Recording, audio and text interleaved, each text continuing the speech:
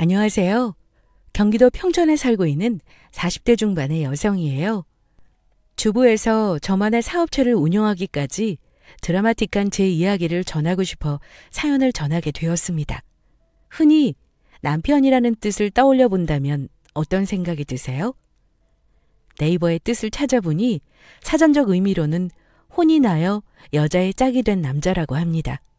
하지만 10년 정도의 결혼 생활을 하고 최근 이혼을 경험하고 나니 이혼하여 여자의 짝이 된 남자가 아니라 남의 편인 남자라는 말이 더 정확할 듯해요.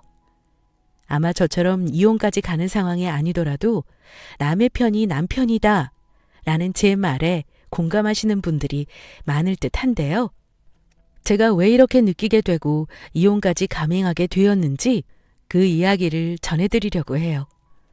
공감도 많이 해주시고 저처럼 사이다 이혼도 가능하다는 부분들 고려해 보시며 항상 하시는 일들에 좋은 기운만 가득하시길 바라는 마음입니다. 저는 대학을 졸업하고 직장을 다니다가 지금의 신랑을 만나 결혼했습니다. 신랑은 저와 3살 차이가 났는데 저와 결혼할 때는 일반 중소기업에 다니고 있었어요. 결혼하고 맞벌이를 2년 정도 하다 신랑이 대기업으로 이직에 성공하고 저는 임신을 하면서 전업주부로 전향했습니다. 대기업이 중소기업에 비하여 연봉이 높게 측정되는 만큼 야근도 잦았기에 아이를 보기 위해 한 명은 안정적으로 가정을 지켜야 한다 생각했기 때문이에요. 생활비를 받아 쓰고 있었지만 아이와 가족들이 지내기는 넉넉했고 명절이나 양가 부모님 생신처럼 큰 돈이 들어갈 때는 신랑이 썼기 때문에 큰 불편함을 느끼지 못하고 지냈습니다. 친정엄마가 아프기 전까지는요. 어머니 차도는 있으셔? 다행히 이번 수술이 잘 돼서 안정화 찾으면 퇴원하셔도 될 것 같아. 다행이다. 그동안 병원에 오래 계셔서 오히려 심리적으로 힘드신 거 아닌지 걱정되었거든. 그래서 말인데, 오빠, 엄마 병원비 좀 도와줄 수 있을까? 엄마가 저 어렸을 땐 건강하였는데 노화가 오면서 고혈압이랑 당뇨병이 생기셨습니다. 합병증으로 인해 심장에 무리가 오면서 수술을 하셔야 했고 생각보다 경과가 좋지 못해서 오랜 시간 병원에 계셔야 했어요. 다행히 식단 조절도 하고 약도 꾸준히 드시고 건강을 위해 병원에 있었던 만큼 경과가 좋아지셨습니다. 문제는 병원비였어요. 대학병원 다인실에 계셨지만 생각보다 병원비가 부담으로 다가왔고 평소 보험을 제대로 들어놓으신 것도 아니라 고스란히 저를 비롯한 형제들이 어느 정도는 담당해야 할 상황이었습니다. 저는 삼형제인데 오빠랑 언니가 어느 정도 부담한다 말했기에 저도 조금의 보탬이 되고 싶어 신랑에게 말했던 거고요. 무슨 소리야? 어머님 돈이 없는 것도 아니고 형님들도 있는데 당신이 왜?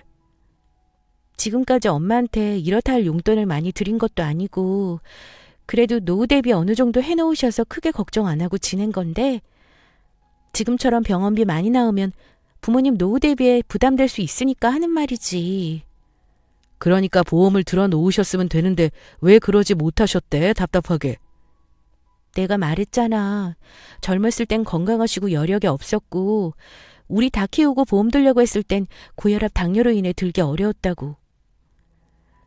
친정엄마 병원비 이야기를 할 때 저도 솔직히 조금 미안한 생각이 들기도 했습니다.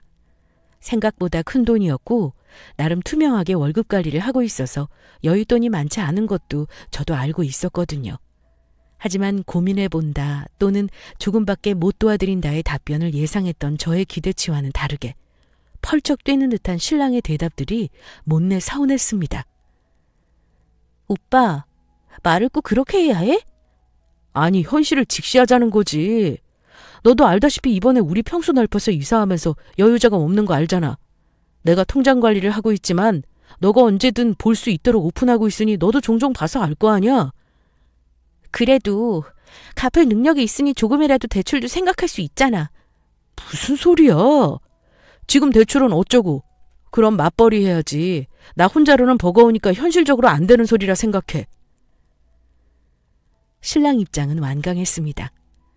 어머님이 안타까운 것, 병원비가 생각보다 많은 것을 인지하는 것보다 지금 내가 가진 돈, 나의 처지 등이 우선적으로 생각하는 듯 했어요.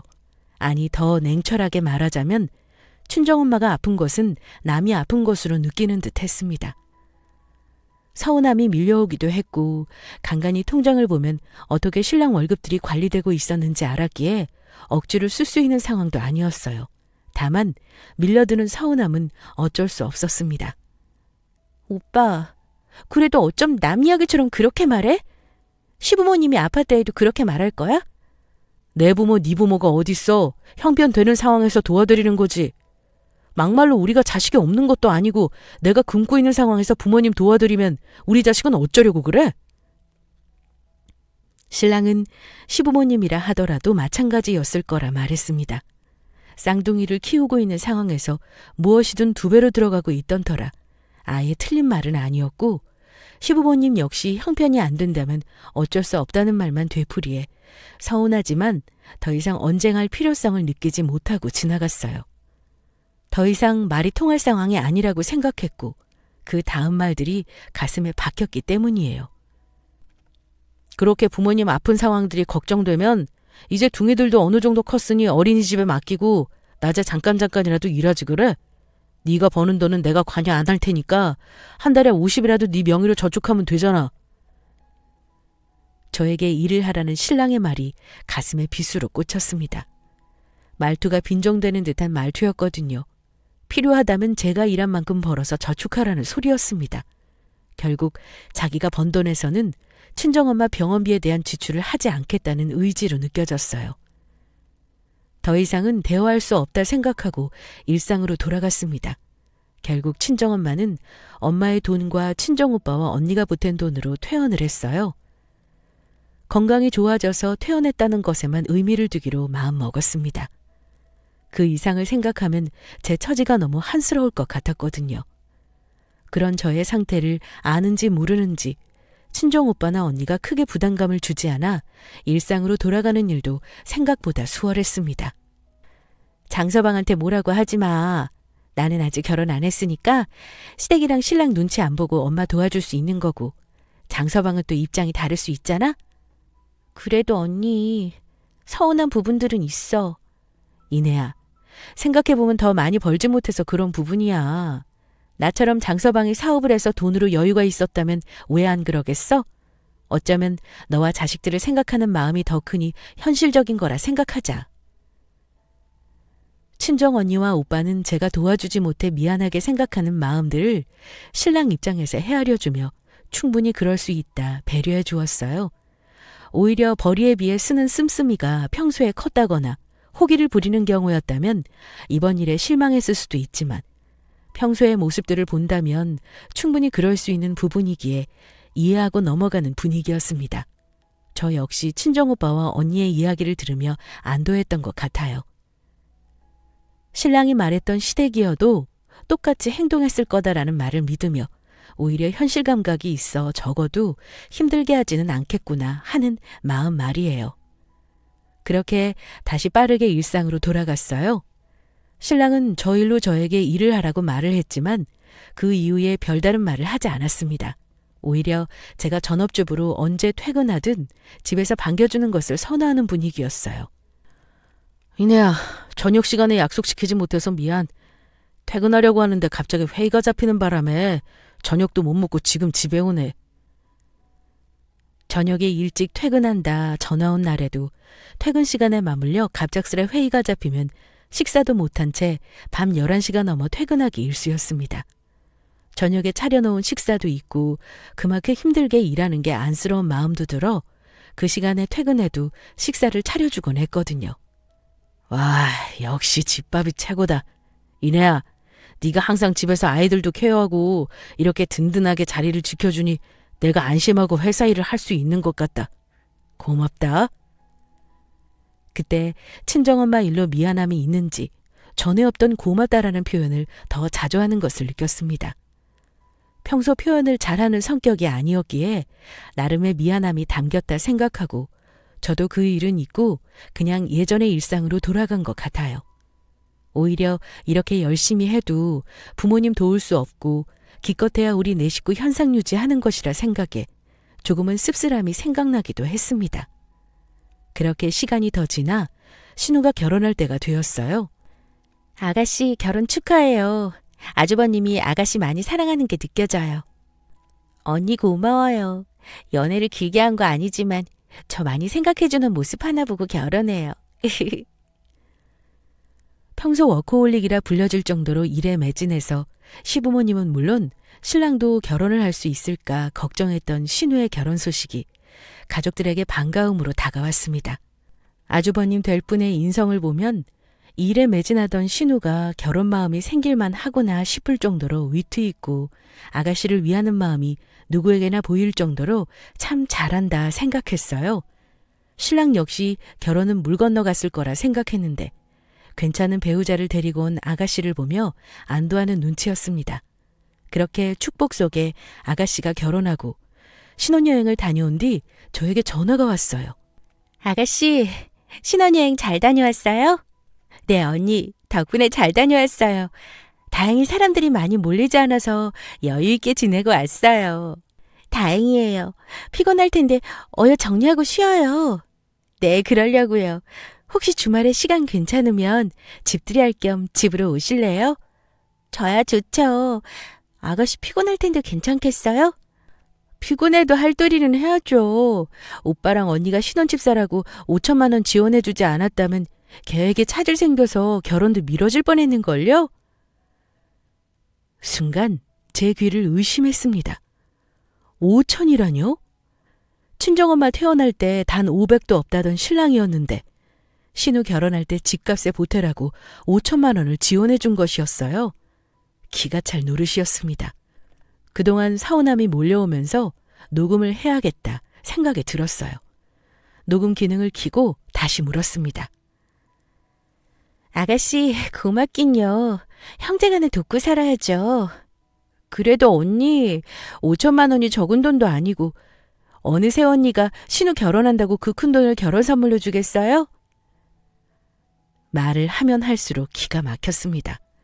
빌려준 것도 아니고 그냥 준 돈이 5천만 원. 그동안 투명하게 돈 관리를 한다 생각했는데 그것이 아니라는 생각이 머리를 스치면서 신랑 명의로 된 통장들을 전부 찾아보기로 했어요. 요즘에는 어플 하나로도 숨겨져 있는 통장 하나까지도 찾을 수 있는 시스템이 잘 되어 있었습니다. 저는 신랑이 관리하는 것을 믿기도 했고 신랑 은행으로 들어가면 통장이 구분되어 있어서 별 의심을 하지 않았거든요. 특히 엑셀로 월급이 들어오면 보험, 공과금, 대출이자, 원금, 생활비 등등 어디로 어떻게 나가는지 꼼꼼히 체크하고 있었기에 간신히 이 부분만 확인하고 신랑이 하는 말을 지금껏 믿었습니다. 신랑 명의로 된 은행들을 모조리 검색해보니 저도 모르는 통장들이 나왔고 액수는 상당했습니다. 이렇게 가능했던 것이 보너스 성과금의 일부를 별도로 관리하고 소량의 주식 투자 등으로 인해 조금씩 액수를 불려왔던 것이에요. 뒤통수를 맞은 것 같았습니다. 이 사실을 알고 있다는 것은 티내지 않고 퇴근한 신랑에게 물었습니다. 오빠, 아가씨한테 전화 왔어. 신혼여행 잘 다녀왔대. 아, 그래? 낮에 전화 온 거 못 받았는데 그것 때문에 전화한 모양이네. 별다른 말은 없고? 있지. 5천만 원 보태준 덕에 신혼집 잘 얻어서 주말에 집들이 한다고. 신랑은 짐짓 당황한 눈치였습니다. 그도 그럴 것이 저에게 한 번의 상의도 없었고 무엇보다 그 전에 전과가 있기 때문이죠. 저는 더 이상의 말을 하지 않은 채 신랑이 어떤 대꾸를 하는지 기다렸습니다. 신랑도 머리를 굴리는 듯한 당황한 기색이 역력하더니 이내 말하기 시작했어요. 그거 다 내 돈 아니야. 물론 당신한테 우선 말 안 한 거 미안한데 엄마가 도와주는 것보다 형제간에 도와주면 우애가 더 좋아 보인다고. 엄마가 4천만 원 주시고 내가 1,000만 원 대출받아서 준 거야. 당신에게 말하려고 했어. 기껏해서 된다고 되는 핑계가 어이없었습니다. 어머니가 4천만 원 주시고 1,000만 원 대출이라뇨. 친정엄마 병원비 보탠다고 대출받자 할 때 했던 신랑의 핑계가 생각나 되물었습니다. 대출 받는 거 우리 이미 대출 많이 받아서 더 이상은 어렵다며? 그때가 언젠데. 서운했나 보구나. 벌써 2년 전이잖아. 많이 갚기도 했고. 올 상반기 매출액이 기대치를 넘어서 상반기 성과금이 생각보다 많을 것 같거든. 그거 받으면 어느 정도 무마되니까 당신이 걱정 안 해도 돼. 걱정하고 안 하고의 문제가 아니잖아?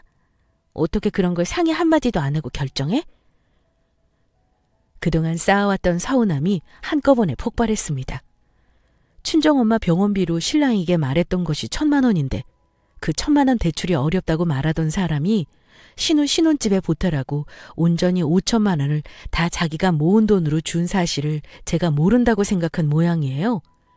그간 신랑이 하자는 대로 하기도 했고 생활비를 받아 쓰지만 모자람 없이 사용해서 크게 불만은 가지지 않은 저라 만만하게 생각하는구나 싶었습니다. 언성이 높아진 저에게 오히려 신랑은 차분히 말했어요. 이내야, 화낼 거 없어. 내가 벌어 내가 사용한 돈이고 우리가 지금 현상 유지하는 데 타격이 가는 것도 아니라 말할 필요성을 못 느꼈을 뿐이야. 내가 전에도 말했잖아.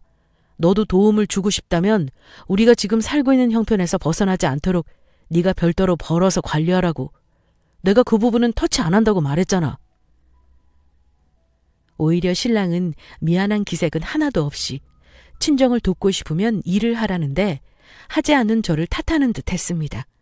같은 논리로 생활비에 대한 부분을 부족하게 해준 적 없고 내가 벌어서 추가적으로 생기는 수익은 제가 관여할 바가 아니라는 식으로 화를 내는 저를 이해하지 못한다는 뉘앙스였어요. 이 정도로 돈과 관련해 신랑의 끝을 보고 나니 저도 모르게 이런 말이 튀어나왔습니다.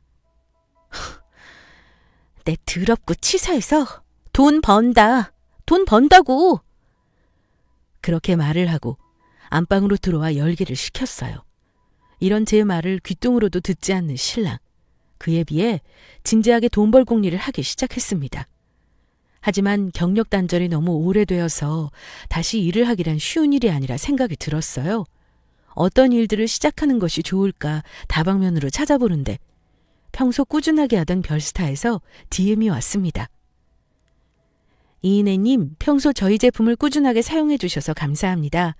이번 회사 내부 계획으로 한정판 제품을 출시 예정인데 괜찮으시다면 홍보를 부탁하려 합니다.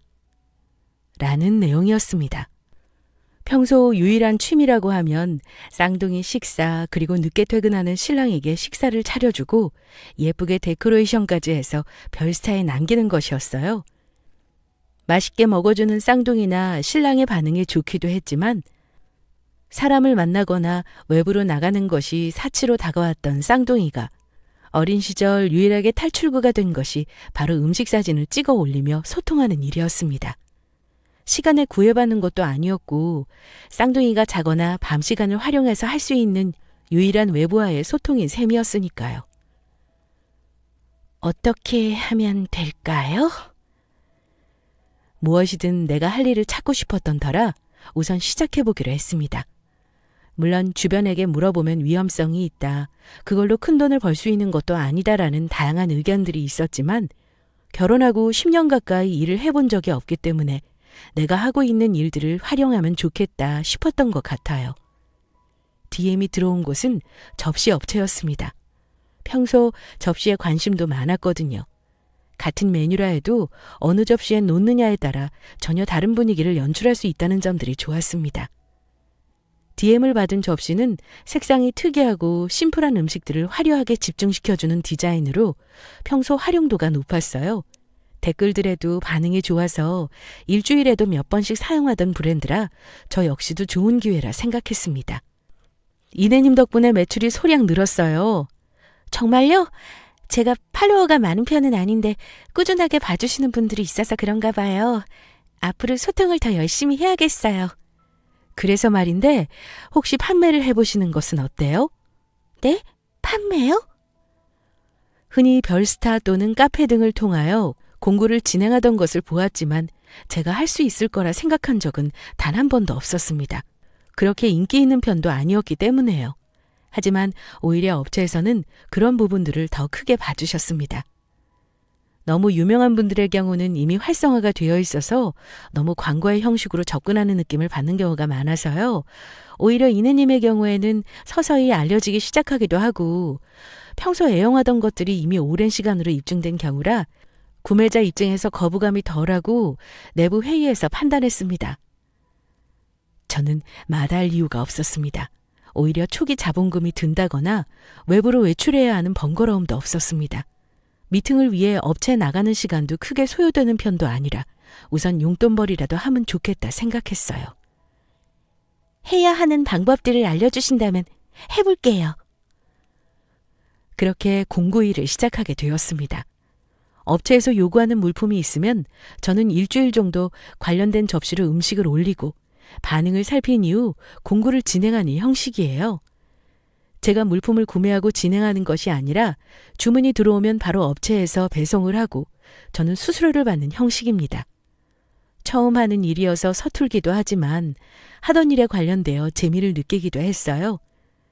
평소 올리던 음식들의 패턴을 벗어나 메뉴를 다양하게 새로운 음식들을 조리하고 싶은 생각들이 들기도 했습니다. 이내 씨, 안 그러셔도 돼요. 지금은 우선 늘 하던 것처럼 새로운 그릇에 대해서 활용을 해주시는 것이 좋습니다. 저희의 홍보 포커스는 일상에서 누구나 할 수 있는 요리로 외식하는 분위기를 낼 수 있다이기 때문이에요. 업체의 홍보 목적을 이해하고 나니 준비가 더 수월했습니다.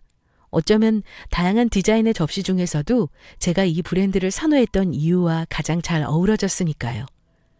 생각해보면 그랬습니다. 외식을 한다 하지만 몇 번의 외식을 하다 보면 딱히 먹고 싶은 음식이 없어지고 곰곰이 생각해보면 집에서 먹던 음식들과 별반 다르지 않지만 특유의 분위기, 편리함 등으로 찾게 되는 이유들이 더 많았으니까요. 그런저런 생각을 하며 공구는 정기적으로 진행되었습니다. 물론 반응이 뜨거운 것은 아니었어요. 하지만 꾸준하게 진행하는 만큼 관심을 주는 사람들은 늘어갔습니다. 처음에는 판매 금액의 몇 % 정도의 수익을 얻어가는 것으로 20-30만 원이 전부일 때도 있었어요. 반응이 좋으면 100만 원을 넘기기도 했고요. 그래도 집안에서 꾸준히 할 수 있다는 것에 감사하며 항상 재미있게 일했습니다. 이인혜님, 그릇 관련 업체 홍보차 연락드렸습니다. 관심이 있으시면 답장 부탁드려요. 6개월 정도 지날 무렵 처음 보는 업체에서 DM이 왔습니다. 무슨 일이지 하고 답장을 해보니 신생업체로 제가 일상의 음식을 소재로 그릇을 활용한 사진들을 올리고 반응이 좋은 것들을 꾸준히 보던 차 업체 공구를 진행하는 것을 보았다고 해요. 6개월 정도 꾸준하게 지켜본 결과 다양성을 주면 신생업체와 제게도 윈윈이라 생각이 들어 연락을 하게 되었다고 했습니다. 어떻게 해야 할지 몰라 원래 하던 업체에게 의견을 물어보기도 했어요. 팀장님, 혹시 잠깐 이야기 나눌 수 있을까요? 네, 이내 씨, 언제든요. 다름이 아니라 제가 신생그릇 업체 DM을 받게 되어서요. 병행해서 진행해도 될까요? 혹시 어느 업체인지 알 수 있을까요? 안 좋게 볼 수 있다 생각했는데 아니었습니다. 오히려 신생업체라면 제대로 알고 시작하지 못하는 경우 불이익을 제가 당할 수 있기에 꼼꼼하게 알아봐 주시고 서로 윈윈할 수 있는 업체라 판단된다며 제가 감당할 수 있는 범위에서 병행해도 괜찮다 말씀해 주셨어요. 나중에 한 사실이지만 저처럼 신생업체를 받는다고 업체의 확인이나 동의를 구하는 경우는 거의 없다 합니다. 오히려 제가 솔직하게 물어본 모습 때문에 혹시나 불이익을 받지 않을까봐 알아봐 주신 것이고 덕분에 하나의 업체가 더 추가되는 일로 인해 저는 안정적인 공구를 진행할 수 있었어요. 그리고 무엇보다 이번 일을 계기로 저를 좋게 봐주셔서 또 하나의 공구를 추천해 주시기도 했답니다. 엄마, 이번에 아빠랑 제주도 여행 좀 다녀오세요. 얘는 장서방 힘들다며 무슨 여행이니? 괜찮다. 아니 엄마, 나 일 시작했는데 생각보다 잘 돼서 그래. 지난번 엄마 병원비 보탬도 못 된 게 영 마음에 걸려서 그런 거니 나 마음 편하라고 다녀와 주라. 우리 딸 새로 일 시작한 게 잘 되나 보네. 그래, 막내딸 덕에 호강 누려본다. 엄마도 참. 처음에는 신랑이 내 돈으로 친정을 도우라는 말이 고깝게 들렸는데 생각보다 제 힘으로 온전히 친정에 보탬이 된다는 사실은 뿌듯함으로 다가왔습니다. 무엇보다 일을 하고 싶었지만 어떻게 시작해야 하는지 막막했던 저에게 일상의 작은 관심사가 이렇게 일로 연관되고 벌이가 될 줄은 꿈에도 상상 못했거든요. 오히려 화려하지 않아서 누구나 일상에서 따라할 수 있다는 장점, 그리고 실제로 활용할 수 있는 방안이나 어울리는 음식들이 실용성 높게 평가되면서 마니아층이 활성되었고 시간이 지나면서 안정적인 수입원으로 자리 잡았습니다. 신기하게 초반에는 그릇업체 몇 가지였는데 이후에는 간편식을 활용한 밀키트 제품들이 활성화를 띠면서 집에서 간편하지만 외식 느낌을 낼 수 있는 방법들을 시도하였고 반응이 좋아지면서 수입도 증가했어요. 가장 만족스러웠던 점은 집을 오랜 시간 비우는 것이 아니라는 점이었습니다. 오히려 쌍둥이에게 해준다는 생각에 영양가 높으면서도 맞벌이를 하는 엄마들이 쉽게 도전할 수 있는 음식들로 구성하다 보니 반응은 더 좋아졌어요. 이내야, 요즘 분위기가 달라진 것 같다? 나? 달라진 거 없는데? 내 일상도 똑같은 거 알면서 그래? 새로운 구성을 하다 보니 남처럼 미운 남의 편이었지만 식사 시간에는 늘 수준급 대우를 받는다 느꼈던 모양입니다. 그도 그럴 것이 아가씨 사건 이후 별다르게 제가 태클을 건 것도 아니고 제 기분은 늘 일정 수준을 유지하면서 남의 편에게도 꾸준하게 잘한다 느꼈는지 이제는 오히려 제 눈치를 보는 것 같을 정도였습니다. 하지만 이미 안중에도 없는 신랑인데 오히려 이런 반응이 기가 찰 노릇이었죠. 얼굴에 화색이 도는 것 같아서 그래. 요즘 하는 일이 뭔데? 오빠가 알아서 뭐하게? 그냥 소소한 용돈벌이 하는 거지. 그래, 특별하게 집을 오래 비우는 것도 아니고 네가 즐거우면 된 거지 뭐. 오히려 신랑은 제가 용돈벌이를 하면서 집안일에 소홀히 하는 것이 아닌 여전히 집안일은 신경 쓰면서 제 기분이 나아진 것이라 생각하는 듯 했어요. 사실 제 주된 일터는 집, 그리고 주방이었는데 말입니다. 그러던 중 새로운 일이 더해졌어요. 평소 제 별스타를 유심히 보던 인테리어 소품업체에서 DM이 온 것이에요. 사실 그릇이나 밀키트류 경우에는 한계성이 짙었어요. 제가 선호하는 스타일이 있었기에 전혀 다른 스타일을 공고할 수는 없는 노릇이고 밀키트 역시 제가 직접 먹어보고 맛이 별로이거나 내용물이 부실하다 느끼면 올리지 않아 신임이 높은 만큼 안정적인 수입은 가능했지만 그 이상은 어려움이 있었습니다. 하지만 새로운 분야의 도전이 시작되면서 그런 걱정을 날릴 수 있었죠. 이래야, 지난번 여행 보내줬으면서 무슨 또 가족여행이야? 아니, 생각해보니까 나 결혼하고 각자 바쁘다는 이유로 우리 가족여행 한 번도 못 갔잖아. 이번에 오빠 가족이랑 언니네까지 다 해서 우리 다녀오자. 우리 막내 동생 무슨 일일까? 오빠 능력 있어서 우리 가족까지 네가 부담하지 않아도 되는데? 왜 우리 가족까지 네가 비용을 부담한다고 그래? 지난번 엄마 병원비 도움 하나 못 준 거에 대한 미안함이라 생각해줘, 오빠. 이제 나도 능력 있는 동생이라고. 뭐라고? 왜 장사 잘 되는 식당을 가면 꼭 카운터 뒤에 이런 문구가 있더라고요. 시작은 미미하였지만 그 끝은 창대하리라. 성경 구절이라 알고 있는데 이런 문구들이 있는 것을 볼 때면 잘 되었으니까 저렇게 느낄 수 있는 거야 라고 저와는 상관없는 말로 치부하고 지나쳤습니다. 하지만 정말 제가 그런 케이스라 생각이 들면서 앞으로 더 잘 될 거라는 확신이 들었어요. 처음엔 공구를 진행해도 20만 원에서 30만 원 겨우 벌었지만 이제는 한번 공구를 진행하면 500 이상의 수익이 생겨서 오히려 책임감이 느껴져 신중하게 올리는 상황이 되었습니다. 한 달에 1,000만 원 이상을 버는 날들이 늘어갔어요. 그러면서 신랑이 했던 말대로 제가 버는 돈에서는 터치 안 하고 친정을 돕고 싶으면 일을 하라 했으니 제가 버는 돈의 대부분은 친정 부모님을 돕거나 친정 오빠가 사업을 확장할 때 필요하다고 하면 주고 언니가 이사하고 싶다면 냉장고를 선물하는 등의 형태로 친정에 사용했습니다. 꼬리가 길면 잡힌다고 했나요? 제 씀씀이가 달라지니 말하지 않아도 신랑이 알았습니다.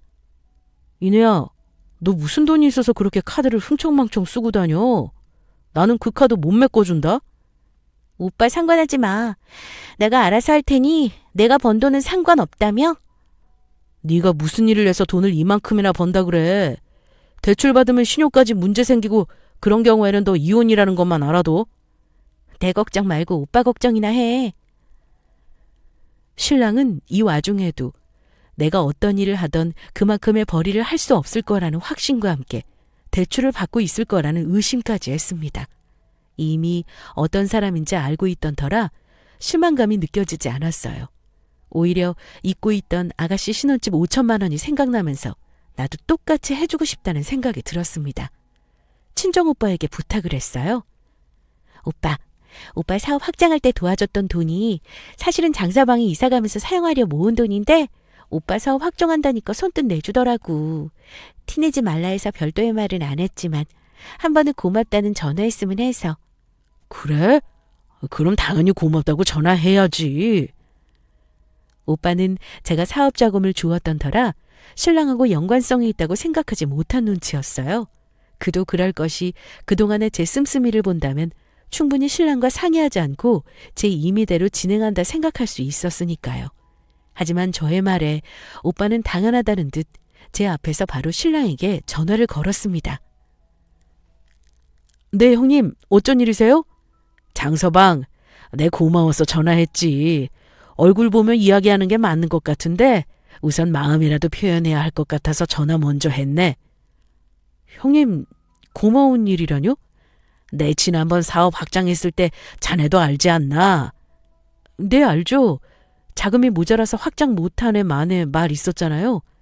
그래, 그때 확장할 수 있었던 게 다 자네 덕분 아닌가? 자네가 5천만 원 흔쾌히 준 것이 아니라면 나는 지금처럼 자리 잡기 힘들었을 거야. 네? 5천만 원이요? 장서방, 모르는 척 하지 않아도 되네. 자네가 날 배려하는 마음 이내에게 다 듣고 전화하는 걸세. 그래도 사람 도리가 어찌 그러나. 은혜 입은 사람에게 고맙다 할 기회도 안 주고 자네 고마운 건 고마운 거지만 다음에 꼭 말해주게. 오빠는 바빠서 전화를 끊어야 한다는 신랑의 말에 조만간 식사 대접을 한다 하고 전화를 끊었습니다. 바로 저에게 전화가 왔지만 저는 무음이라 오빠가 알지 못하도록 전화를 끄고 계속 오는 전화를 받지 않았죠. 카톡이 오고 난리도 아니었지만 오히려 이런 모습을 보고 있으니 웃음이 났습니다. 서운함도 참아야 하고 이해를 해야만 했던 지난날의 저는 이미 사라지고 이제는 생활비를 받지 않아도 될 정도로 성장했으니까요. 집으로 돌아가는 길 어떤 일들이 발생할지 오히려 설레는 것 같았습니다. 통쾌하게 한 방 날리고 싶은 마음이 들었기 때문이에요. 이인혜, 너 이리 앉아봐. 하루 종일 연락도 안 되고 너 형님이 말한 5천만 원 이야기 제대로 해. 내가 오빠에게 5천만 원 이야기를 왜 해야 해? 형님이 내가 도와줬다 말하는데 나는 그런 적 없는 거 네가 더 잘할 거 아니야. 아, 그거. 나도 아가씨 도운 적 없지만 5천만 원 지원해줘서 고맙다는 인사치레는 받았으니까. 오빠도 그 정도 인사치레는 받는 게 맞는 것 같아서. 야, 너 그걸 말이라고 해? 그 이후 신랑이 다다다 쏟아내는 말은 기가 막혔습니다. 다 지난 일, 그리고 4천만 원은 시어머니 지원으로 내가 쓴 돈은 고작 1,000만 원인데 네가 준 5천만 원하고 같냐부터 시작해서 그때가 언제 일인데 이제 와 이러느냐고 따지고 들었어요. 너 내가 모르는 줄 알았지? 지난번 카드 금액 엄청 나온 것도 명세서 보니까 다 여행이나 어머님이나 아버님 형님들인 거 내가 모를 줄 알아? 그걸 오빠가 안다고 해서 달라지는 게 뭔데? 뭐라고? 너 지금 말 다 했어? 내가 뭐 틀린 말 했나요? 내가 벌어 내가 쓴다는데 쥐가 쥐 입으로 상관없다 말해놓고 막상 내가 번 돈으로 친정 도와주자 개거품 물고 따지고 드는데 너무 웃겨서 이때부터는 돈을 대놓고 썼습니다. 씀씀이가 커졌죠. 평소 명품에 관심도 없었는데 하나둘 명품을 사들이기 시작했어요. 어디서 들었는지 제가 공구로 돈을 번다고 알게 되면서 그 금액이 상당하다는 것을 알았던 모양입니다. 이내야, 우리 이야기 좀 하자. 오빠랑 할 말 없는데? 내가 너무 예민하게 생각했던 것 같아. 생각해보니 너도 능력 있는데 그동안 집안일 하느라 숨기고 지낸 게 다소 아쉽게 느껴질 정도니까. 하고 싶은 말이 뭔데? 좋은 게 좋은 거라고. 내가 버는 돈에 네가 버는 돈까지 합하면 양가 부모님 돈도 넉넉히 줄 수 있고 우리 노후 대비나 집도 더 큰 곳으로 옮길 수 있을 것 같아. 우리? 어처구니가 없었습니다.